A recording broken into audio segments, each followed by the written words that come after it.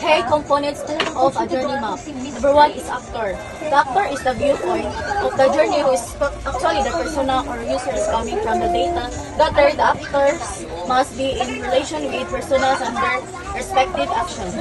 Ang actor mao ang customer o persona nga nagpresenta sa tawo nga nagagi sa journey.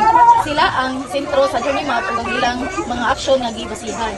Number two is scenario and expectation. The scenario is simply the situation which the journey map talks about in relation to the actor's need and expectation when the product is still in the development stage. Scenarios could be those that are projected. Ang senaryo mo ang sitwasyon nga giagian sa customer ug ilang ipaabot pananglitan kung unsa ilang gusto ng mga experience bisan pa og naapa sa development ng produkto. Number 3 is journey phases. Journey phases are the various high-level stage in the journey of an actor. Those phases are responsible for the information about action, thoughts, and emotion in the map.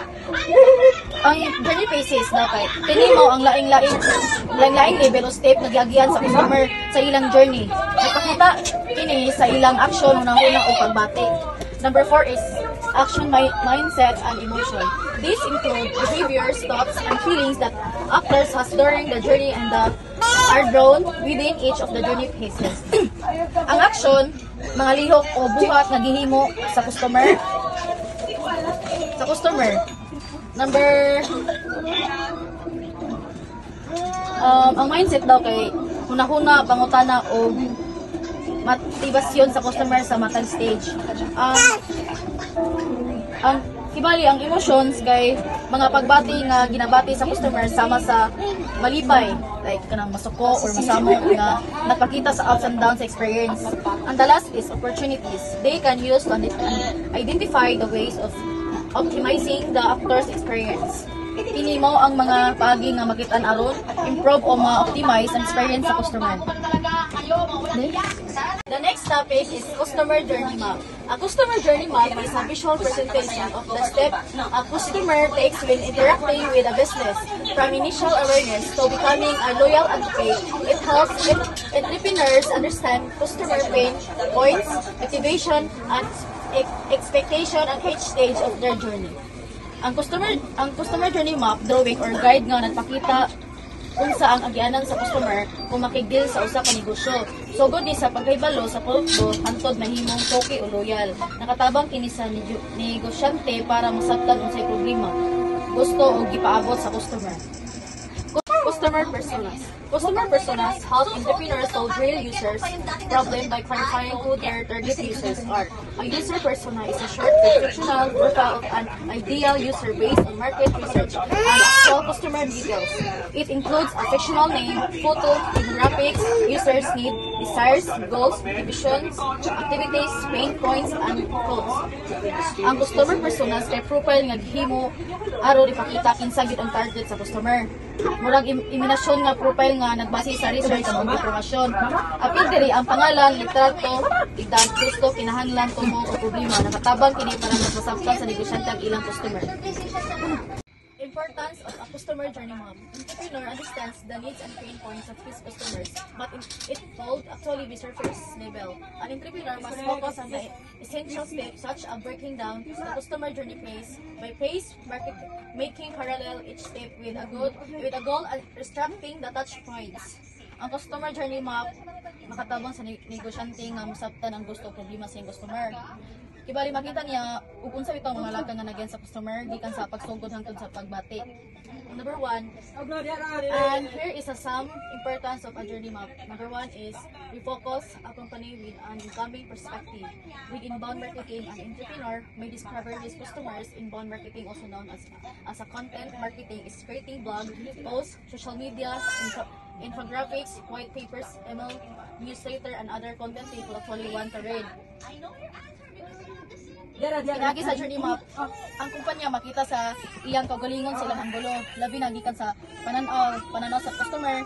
Mahimo pod ang makatabang kini sa inbound marketing sama sa paghimog blog like mga kibalitan ni mga social media like mga content create mga content nga makadani sa mga tao nga interesado gyud.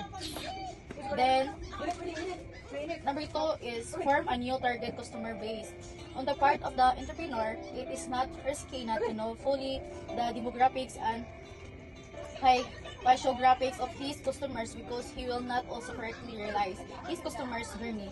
It's actually of time, money, and effort to target a broad segment who shows interest in the company's products and or services. Ang negosyante makakat-on unsay klase nga tawo nga iyang target base sa ilang kinaiya gusto og panghinanglan. Pinagi ni sa mas dali niya maangay ang iyang marketing ug serbisyo ngadto sa sakto nga audience. Ang number 3 is form a customer. Focus mindset all over the company. As a company becomes bigger, it turns to be challenging to be as customer focused like the customer service, support, and success teams. Kung mudako ang kumpanya, kibali usay malintan nga kanang taong ilang tinud na mo pag-alagad sa mga customer. Ang journey map makatabang nga ang tanan nga kumpanya nga magpabilin nga nakapokus sa customer sama sa customer support ug success team. Entrepreneur marketing is more about a marketing spirit that distinguishes itself from traditional marketing practices. This type of marketing for entrepreneur avoid many of the fundamental principles of marketing are usually aimed for big and well-known companies. Here are some of the marketing strategies that makes a lot of entrepreneurs successful when used in combination. Number 1 is relationship marketing. The emphasis of this is on building a solid connection between the brand and the customer. Number 2 is expeditionary marketing. This involves farming markets and creating innovative product. One-to-one marketing. Here customers are marketed to as individual. All market efforts and tailor-fitted. Real-time marketing.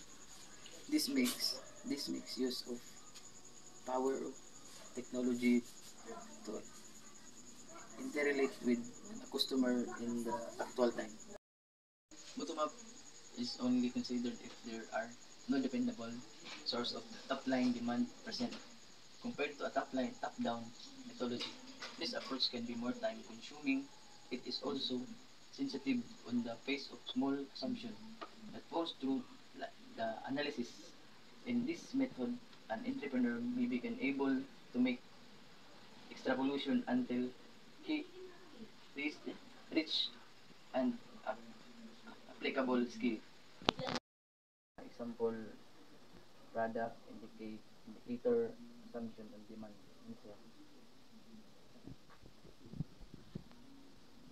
Steps on how to craft a customer journey map. Step 1. Set clear objective for the map. Before creating the map, an entrepreneur should know the goals he is directing the map and experiences it is based upon. Step 2. Profile personas and define goals. Conduct research through questionnaires and user testing to gather feedback from actual customers. Step 3. Emphasize target customer personas. Narrow your focus to 1 or 2 case personas for the initial map. Start by mapping the most common customer's journey. Step 4. Identify all touchpoints. List all online and offline points where customers interact with your company. Action, emotion, and motivation. Obstacle and pain points. Step 1. You need to identify what you aim to achieve with the map. And Step 2. Conduct research to know the feedback of your customer. Step 3. Use the research from Step 2 to create very specific profile of your target customer.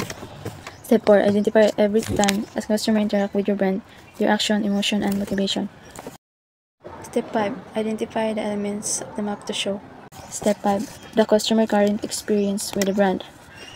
The action, thoughts, and motivation in a customer daily life. Design to imagine the action, thought, and emotions of a customer experience. Process of every customer. Step 6. Figure out what you already have to improve and what you still need to get. Step 7. Try to use your product yourself to see what the experience really like. Step 8. Create the needed change. Based on what you've learned, make changes to improve the customer experience.